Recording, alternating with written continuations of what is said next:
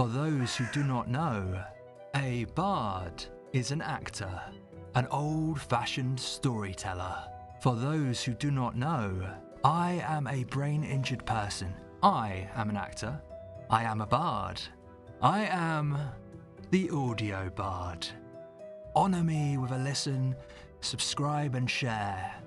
Audio Bard is the name. I hope to see you there. Dracula by Bram Stoker.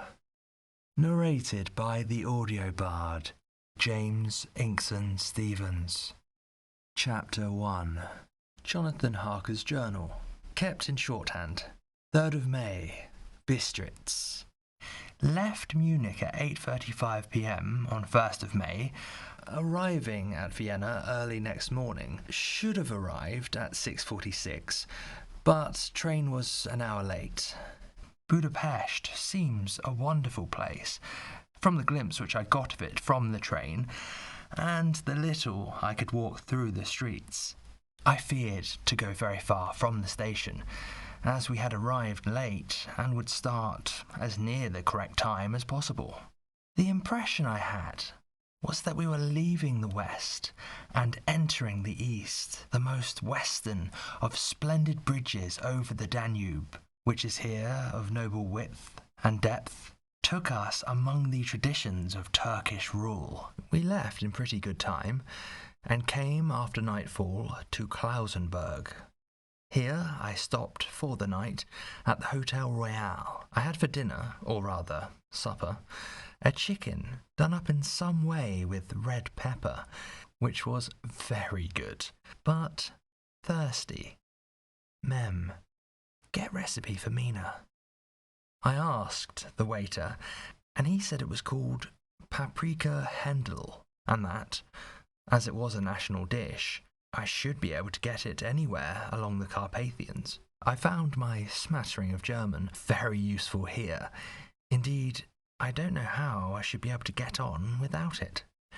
Having had some time at my disposal when in London, I had visited the British Museum and made search among the books and maps in the library regarding Transylvania. It had struck me that some foreknowledge of the country could hardly fail to have some importance in dealing with the noblemen of that country. I find that the district he named is in the extreme east of the country, just on the borders of 3 states, Transylvania, Moldavia, and Bukovina, in the midst of the Carpathian Mountains, one of the wildest and least known portions of Europe. I was not able to light on any map or work giving the exact locality of the castle Dracula, as there are no maps of this country as yet to compare with our own Ordnance Survey maps. But I found that Bistritz, the post town named by Count Dracula, is a fairly well-known place. I shall enter here some of my notes, as they may refresh my memory when I talk over my travels with Mina. In the population of Transylvania, there are 4 distinct nationalities: Saxons in the south, and mixed with them the Volaks, who are the descendants of the Dacians, Magyars in the west, and Sirkes in the east and north. I am going among the latter, who claim to be descended from Attila and the Huns. This may be so, for when the Magyars conquered the country in the 11th century, they found the Huns settled in it. I read that every known superstition in the world is gathered into the horseshoe of the Carpathians, as if it were the centre of some sort of imaginative whirlpool. If so, my stay may be very interesting. Mem, I must ask the Count all about them. I did not sleep well, though my bed was comfortable enough, for I had all sorts of queer dreams. There was a dog howling all night under my window, which may have had something to do with it. Or it may have been the paprika, for I had to drink up all the water in my carafe, and was still thirsty. Towards morning I slept, and was wakened by the continuous knocking at my door, so I guess I must have been sleeping soundly then. I had for breakfast more paprika and a sort of porridge of maize flour, which they said was mamaliga, and eggplant stuffed with force meat, a very excellent dish which they call implatata. Mem, get recipe for this also. I had to hurry breakfast, for the train started a little before 8, or rather, it ought to have done so, for, after rushing to the station at 7:30, I had to sit in the carriage for more than an hour before we began to move. It seems to me that the further east you go, the more unpunctual are the trains. What ought they to be in China? All day long we seemed to dawdle through a country which was full of beauty of every kind. Sometimes we saw little towns or castles on the top of steep hills, such as we see in old missals. Sometimes we ran by rivers and streams, which seemed from the wide stony margin on each side of them to be subject to great floods. It takes a lot of water, and running strong, to sweep the outside edge of a river clear. At every station there were groups of people, sometimes crowds, and in all sorts of attire. Some of them were just like the peasants at home, or those I saw coming through France and Germany, with short jackets and round hats and homemade trousers, but others were very picturesque. The women looked pretty, except when you got near them, but they were very clumsy about the waist. They had all full white sleeves of some kind or other, and most of them had big belts, with a lot of strips of something fluttering from them, like the dresses in a ballet. But of course, there were petticoats under them. The strangest figures we saw were the Slovaks, who were more barbarian than the rest, with their big cowboy hats, great baggy dirty white trousers, white linen shirts, and enormous heavy leather belts, nearly a foot wide, all studded over with brass nails. They wore high boots, with their trousers tucked into them, and had long black hair and heavy black moustaches. They are very picturesque, but do not look prepossessing. On the stage, they would be set down at once as some old oriental band of brigands. They are, however, I am told, very harmless and rather wanting in natural self-assertion. It was on the dark side of twilight when we got to Bistritz, which is a very interesting old place, being practically on the frontier, for the Borgo Pass leads from it into Bukovina. It has had a very stormy existence, and it certainly shows marks of it. 50 years ago, a series of great fires took place, which made terrible havoc on 5 separate occasions. At the very beginning of the 17th century, it underwent a siege of 3 weeks and lost 13,000 people, the casualties of war proper being assisted by famine and disease. Count Dracula had directed me to go to the Golden Krone Hotel, which I found, to my great delight, to be thoroughly old-fashioned, for of course I wanted to see all I could of the ways of the country. I was evidently expected, for when I got near the door, I faced a cheery-looking elderly woman in the usual peasant dress, white undergarments with long double apron, front and back, of coloured stuff fitting almost too tight for modesty. When I came close, she bowed and said, "The Herr Englishman?" "Yes," I said. "Jonathan Harker." She smiled and gave some message to an elderly man in white shirt sleeves who had followed her to the door. He went, but immediately returned with a letter. "My friend, welcome to the Carpathians. I am anxiously expecting you. Sleep well tonight. At 3 tomorrow, the diligence will start for Bukovina. A place on it is kept for you. At the Borgo Pass, my carriage will await you and will bring you to me. I trust that your journey from London has been a happy one and that you will enjoy your stay in my beautiful land. Your friend, Dracula.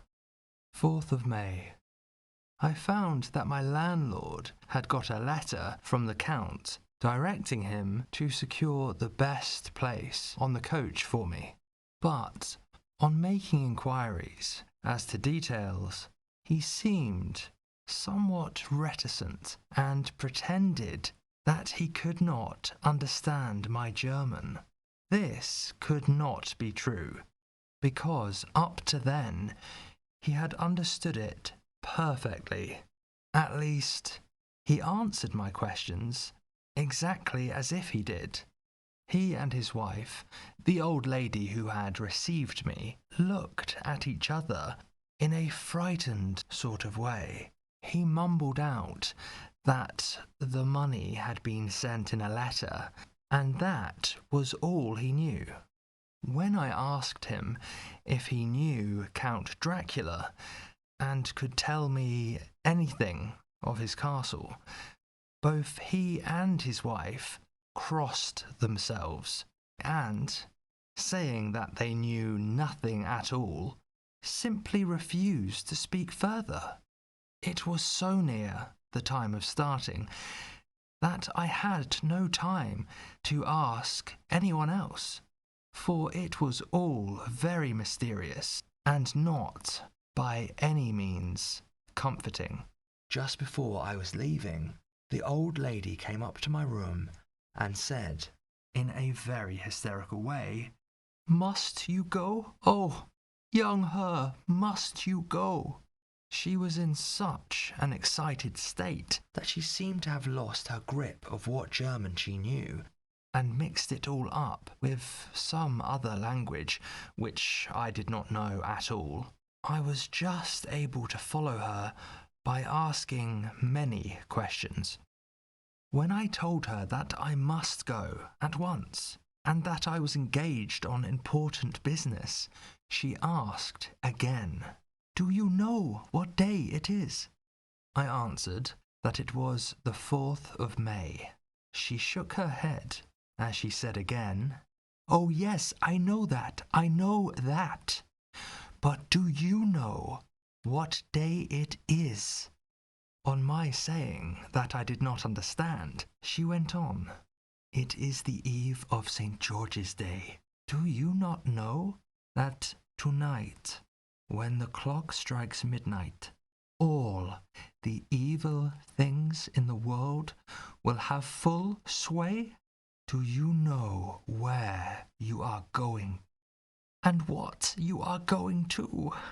She was in such evident distress that I tried to comfort her, but without effect. Finally, she went down on her knees and implored me not to go, at least to wait a day or two before starting. It was all very ridiculous, but I did not feel comfortable. However, there was business to be done, and I could not allow anything to interfere with it.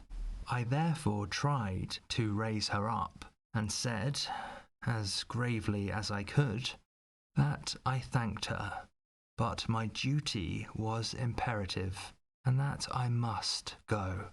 She then rose and dried her eyes, and taking a crucifix from her neck, offered it to me. I did not know what to do, for, as an English churchman, I have been taught to regard such things as, in some measure, idolatrous, and yet it seemed so ungracious to refuse an old lady meaning so well, and in such a state of mind. She saw, I suppose, the doubt in my face, for she put the rosary round my neck and said, "For your mother's sake," and went out of the room. I am writing up this part of the diary whilst I am waiting for the coach, which is, of course, late, and the crucifix is still round my neck. Whether it is the old lady's fear, or the many ghostly traditions of this place, or the crucifix itself, I do not know. But I am not feeling nearly as easy in my mind as usual.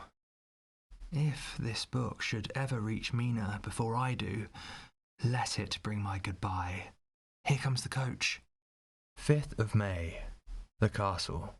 The grey of the morning has passed, and the sun is high over the distant horizon, which seems jagged, whether with trees or hills, I know not, for it is so far off that big things and little are mixed. I am not sleepy, and, as I am not to be called till I awake, naturally I write till sleep comes. There are many odd things to put down, and, lest who reads them may fancy that I dined too well before I left Bistritz, let me put down my dinner exactly. I dined on what they called robber steak, bits of bacon, onion, and beef, seasoned with red pepper, and strung on sticks and roasted over the fire in the simple style of the London cat's meat. The wine was golden mediash, which produces a queer sting on the tongue, which is, however, not disagreeable. I had only a couple of glasses of this and nothing else. When I got on the coach, the driver had not taken his seat, and I saw him talking with the landlady. They were evidently talking of me, for every now and then they looked at me.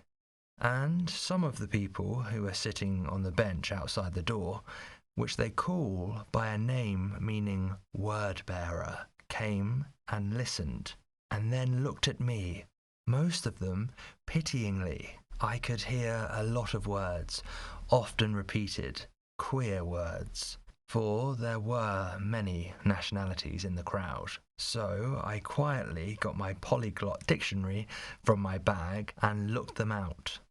I must say they were not cheering to me, for amongst them were Ordog, Satan, Pokol, Hell, Stregoika, Witch, Vrolok, and Blokloslak, both of which mean the same thing, one being Slovak and the other Serbian for something that is either werewolf or vampire.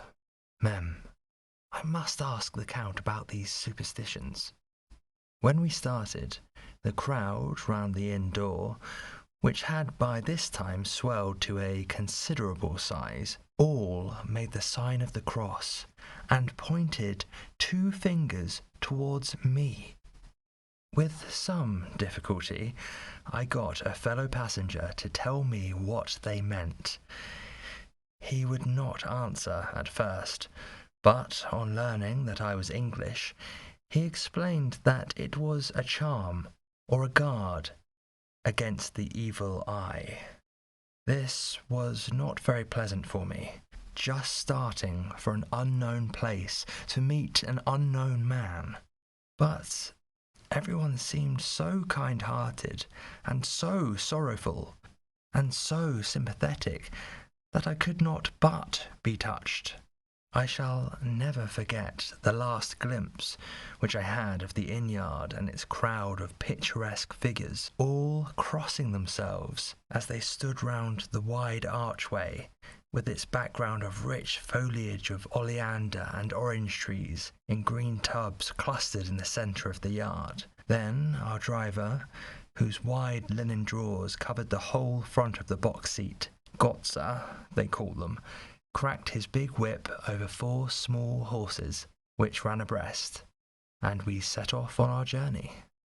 I soon lost sight and recollection of ghostly fears in the beauty of the scene as we drove along, Although, had I known the language, or rather languages, which my fellow passengers were speaking, I might not have been able to throw them off so easily. Before us lay a green sloping land, full of forests and woods, here and there steep hills crowned with clumps of trees or with farmhouses, the blank gable end to the road. There was everywhere a bewildering mass of fruit blossom, apple, plum, pear, cherry, and as we drove by, I could see the green grass under the trees spangled with the fallen petals. In and out amongst these green hills, of what they call here the Mittelland, ran the road, losing itself as it swept round the grassy curve, or was shut out by the straggling ends of the pine woods, which here and there ran down the hillsides like tongues of flame. The road was rugged, but still we seemed to fly over it with a feverish haste. I could not understand then what the haste meant, but the driver was evidently bent on losing no time in reaching Borgo-Prund. I was told that this road is in summertime excellent, but that it had not yet been put in order after the winter snows. In this respect, it is different from the general run of roads in the Carpathians, for it is an old tradition that they are not to be kept in too good order. Of old, the Hospadas would not repair them, lest the Turks should think they were preparing to bring in foreign troops, and so hasten the war, which was always really at loading point. Beyond the green, swelling hills of the Mittelland rose mighty slopes of forest up to the lofty steeps of the Carpathians themselves. Right and left of us they towered, with the afternoon sun falling full upon them and bringing out the glorious colours of this beautiful range. Deep blue and purple in the shadows of the peaks, green and brown where grass and rock mingled, and an endless perspective of jagged rock and pointed crag, till these were themselves lost in the distance, where the snowy peaks rose grandly. Here and there seemed mighty rifts in the mountains, through which, as the sun began to sink, we saw now and again the white gleam of falling water. One of my companions touched my arm as we swept round the base of the hill and opened up the lofty, snow-covered peak of a mountain, which seemed, as we wound on our serpentine way, to be right before us. "Look, Ichtensteck, God's seat," and he crossed himself reverently. As we wound on our endless way, and the sun sank lower and lower behind us, the shadows of the evening began to creep round us. This was emphasized by the fact that the snowy mountain top still held the sunset, and seemed to glow out with a delicate, cool pink. Here and there we passed Czechs and Slovaks, all in picturesque attire, but I noticed that goiter was painfully prevalent. By the roadside were many crosses, and as we swept by, my companions all crossed themselves. Here and there was a peasant man or woman kneeling before a shrine, who did not even turn round as we approached, but seemed in the self-surrender of devotion to have neither eyes nor ears for the outer world. There were many things new to me. For instance, hayricks in the trees, and here and there very beautiful masses of weeping birch, their white stems shining like silver through the delicate green of the trees. Now and again we passed a litre wagon, the ordinary peasant's cart, with its long, snake-like vertebra, calculated to suit the inequalities of the road. On this were sure to be seated quite a group of home-coming peasants, the Czechs with their white, and the Slovaks with their coloured sheepskins, the latter carrying, lance fashion, their long staves, with axe at end. As the evening fell, it began to get very cold, and the growing twilight seemed to merge into one dark mistiness, the gloom of the trees, oak, beech, and pine, though in the valleys which ran deep between the spurs of the hills.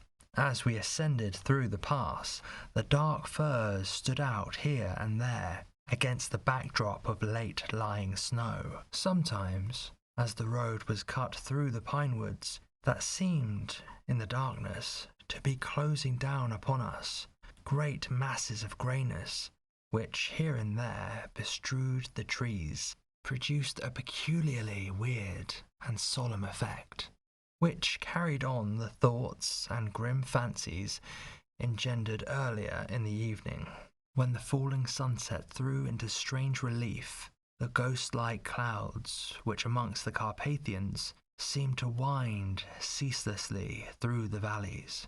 Sometimes the hills were so steep that, despite our driver's haste, the horses could only go slowly.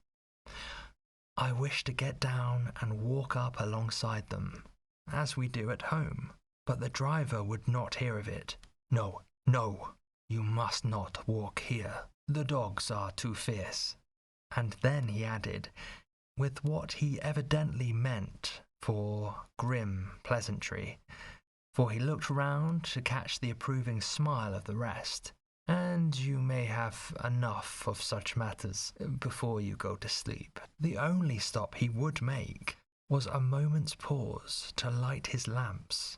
When it grew dark, there seemed to be some excitement amongst the passengers, and they kept speaking to him, one after the other, as though urging him to further speed. He lashed the horses unmercifully with his long whip, and with wild cries of encouragement urged them on to further exertions. Then, through the darkness, I could see a sort of patch of grey light ahead of us, as though there were a cleft in the hills. The excitement of the passengers grew greater. The crazy coach rocked on its great lever springs and swayed like a boat tossed on a stormy sea. I had to hold on. The road grew more level, and we appeared to fly along. Then the mountains seemed to come nearer to us on each side and to frown down upon us. We were entering on the Borgo Pass. One by one, several of the passengers offered me gifts, which they pressed upon me with an earnestness which would take no denial.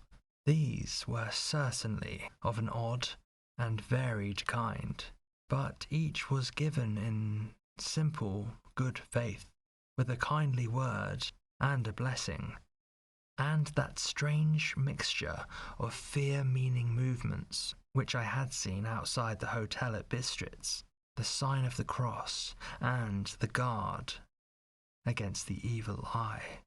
Then, as we flew along, the driver leaned forward, and on each side the passengers, craning over the edge of the coach, peered eagerly into the darkness. It was evident that something very exciting was either happening or expected, but though I asked each passenger, no one would give me the slightest explanation. This state of excitement kept on for some little time, and at last we saw before us the pass opening out on the eastern side. There were dark, rolling clouds overhead, and in the air the heavy, oppressive sense of thunder. It seemed as though the mountain range had separated two atmospheres, and that now we had got into the thunderous one. I was now, myself, looking out for the conveyance which was to take me to the Count. Each moment I expected to see the glare of lamps through the blackness, but all was dark. The only light was the flickering rays of our own lamps, in which the steam from our hard-driven horses rose in a white cloud. We could see now the sandy road lying white before us, but there was on it no sign of a vehicle. The passengers drew back with a sigh of gladness, which seemed to mock my own disappointment. I was already thinking what I had best do, when the driver, looking at his watch, said to the others something which I could hardly hear. It was spoken so quietly and in so low a tone, I thought it was an hour less than the time. Then turning to me, he said, in German worse than my own, "There is no carriage here. The Herr is not expected after all. He will now come on to Bukovina, and return tomorrow or the next day, better the next day." Whilst he was speaking, the horses began to neigh and snort and plunge wildly, so that the driver had to hold them up.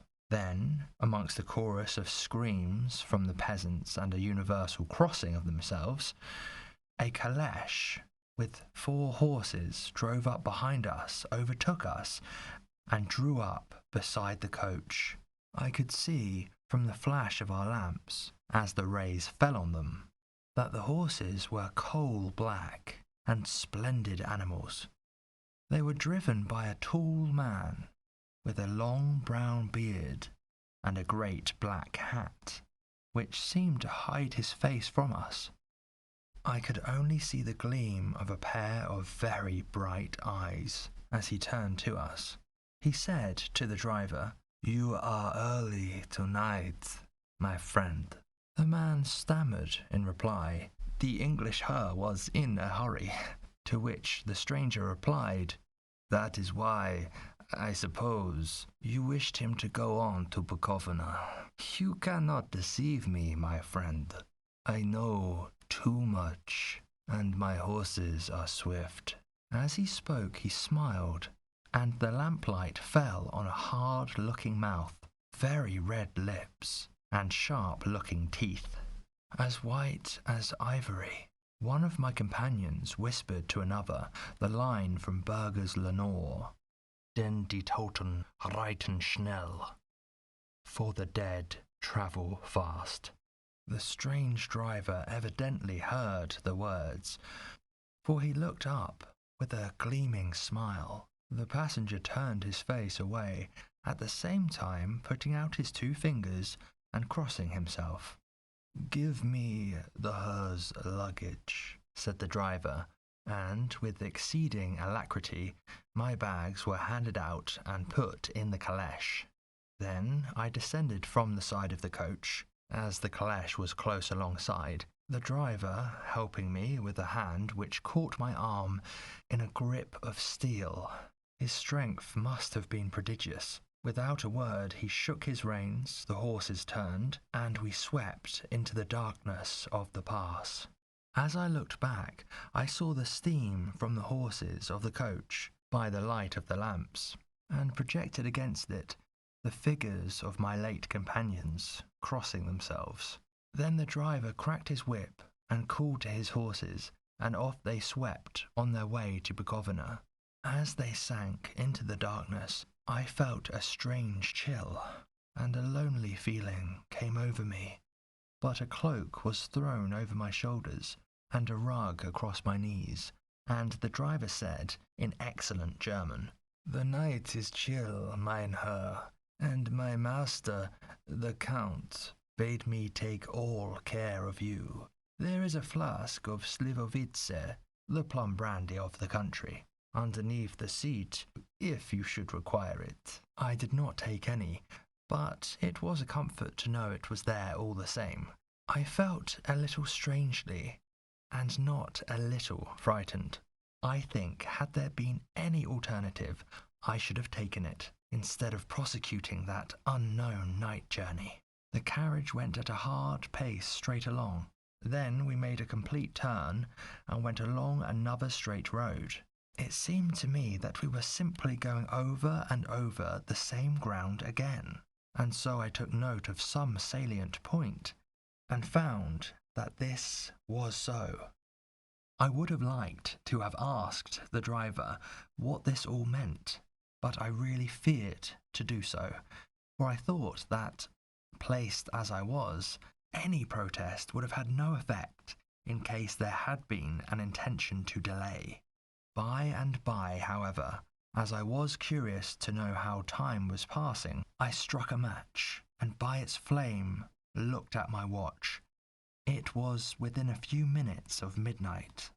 This gave me a sort of shock, for, I suppose, the general superstition about midnight was increased by my recent experiences. I waited with a sick feeling of suspense. Then a dog began to howl somewhere in a farmhouse far down the road.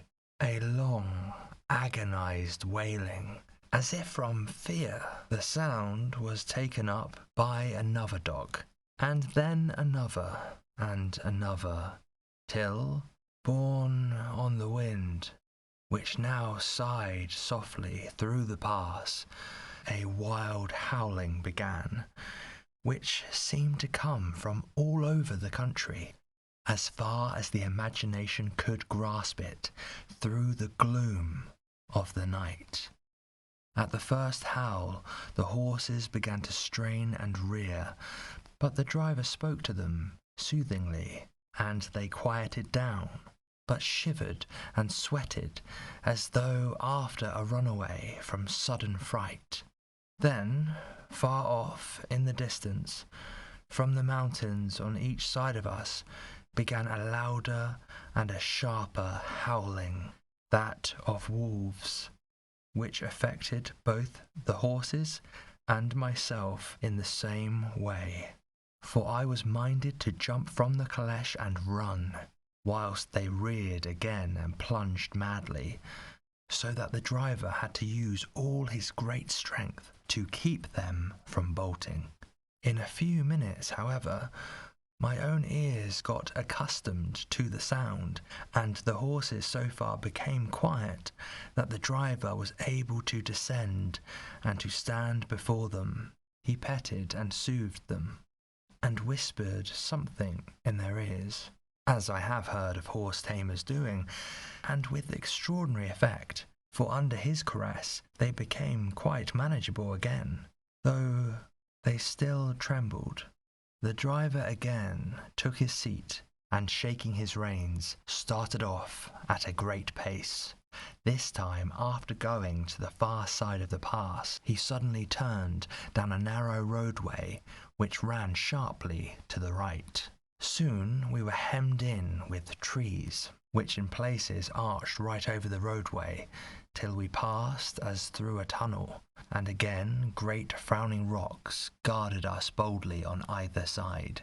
Though we were in shelter, we could hear the rising wind, for it moaned and whistled through the rocks, and the branches of the trees crashed together as we swept along. It grew colder and colder still, and fine, powdery snow began to fall, so that soon we and all around us were covered with a white blanket. The keen wind still carried the howling of the dogs, though this grew fainter as we went on our way. The baying of the wolves sounded nearer and nearer, as though they were closing round on us from every side. I grew dreadfully afraid, and the horses shared my fear. The driver, however, was not in the least disturbed. He kept turning his head to left and right, but I could not see anything through the darkness. Suddenly, away on our left, I saw a faint flickering blue flame. The driver saw it at the same moment. He at once checked the horses and jumped to the ground, disappeared into the darkness. I did not know what to do, the less as the howling of the wolves grew closer. But while I wondered, the driver suddenly appeared again, and without a word took his seat, and we resumed our journey. I think I must have fallen asleep and kept dreaming of the incident, for it seemed to be repeated endlessly, and now, looking back, it is like a sort of awful nightmare. Once the flame appeared so near the road that even in the darkness around us I could watch the driver's motions. He went rapidly, to where the blue flame arose. It must have been very faint, for it did not seem to illumine the place around it at all, and gathering a few stones, formed them into some device. Once there appeared a strange optical effect. When he stood between me and the flame, he did not obstruct it, for I could see its ghostly flicker all the same.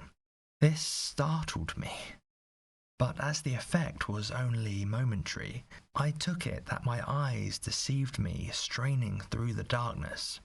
Then for a time there were no blue flames, and we sped onwards through the gloom, with the howling of the wolves around us, as though they were following in a moving circle.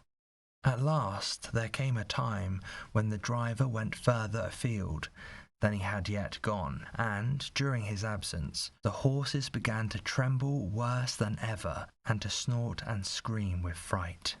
I could not see any cause for it, for the howling of the wolves ceased altogether, but just then the moon, sailing through the black clouds, appeared behind the jagged crest of a beetling, pine-clad rock, and by its light I saw around us a ring of wolves, with white teeth and lolling red tongues, with long, sinewy limbs and shaggy hair.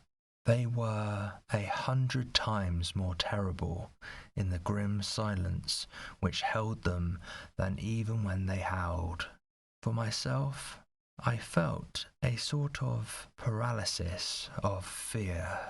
It is only when a man feels himself face to face with such horrors that he can understand their true import.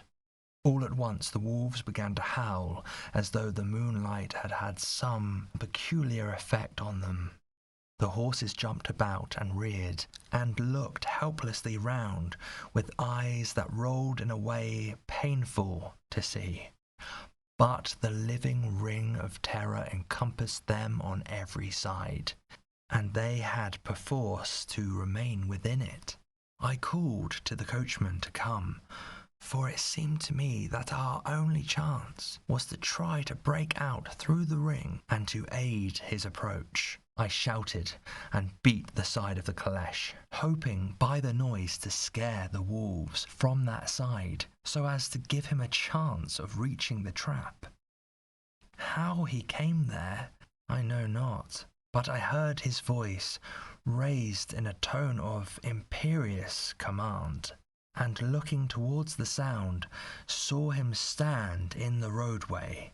As he swept his long arms, as though brushing aside some impalpable obstacle, the wolves fell back and back further still. Just then a heavy cloud passed across the face of the moon, so that we were again in darkness. When I could see again, the driver was climbing into the caleche, and the wolves had disappeared. This was all so strange and uncanny that a dreadful fear came upon me, and I was afraid to speak or move. The time seemed interminable as we swept on our way, now in almost complete darkness, for the rolling clouds obscured the moon. We kept on ascending, with occasional periods of quick descent, but in the main always ascending. Suddenly I became conscious of the fact that the driver was in the act of pulling up the horses in the courtyard of a vast, ruined castle, from whose tall, black windows came no ray of light, and whose broken battlements showed a jagged line against the moonlit sky.